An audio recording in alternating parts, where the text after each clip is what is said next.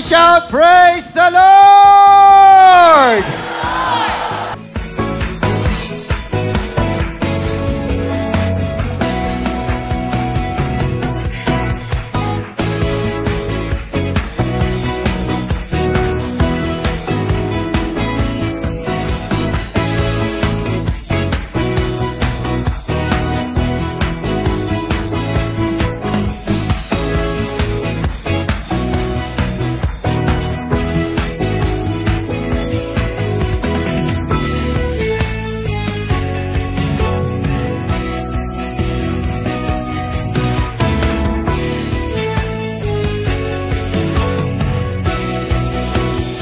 Dalawang taon na nakakalipas na kung saan ay ang Diyos ay kumilos at nakita po natin ang resulta ng ginawa ng Panginoon for 2 years. Kaya muli po nating palakpakan ang Lord. Ang true repentance is a deeper transformation involving a change of heart, mind, and behavior.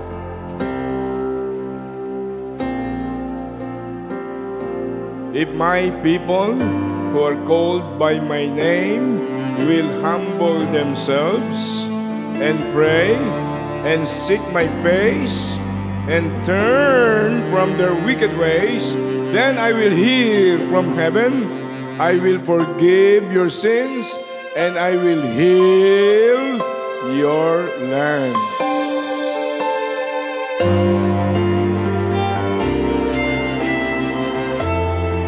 Kaya kahit na ano pang klaseng problema yan, pagsamasamahin mo yan sa balat ng lupa, yung Diyos nating lumikha ng langit at lupa, lumikha sa ating lahat, directly and indirectly, He is much, much bigger than the totality of problems in this world.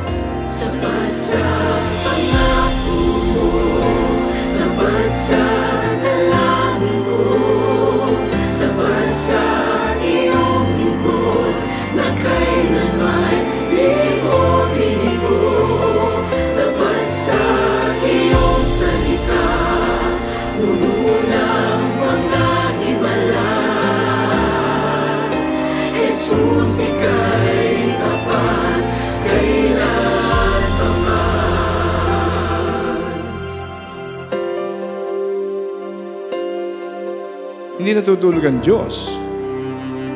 24 hours a day, nakatingin ang Diyos sa dulo at sa puno at dulo ng buong mundo. Naghahanap ang Diyos ng oportunidad. Naghahanap ang Diyos ng circumstances na maipapakita niya ang kanyang lakas at kapangyarihan para sa mga lalaki at babaeng ang puso ay matapat sa kanya. Mananatili tapat, magpakailan pa man. Nananatili kang Diyos sa habang panahon.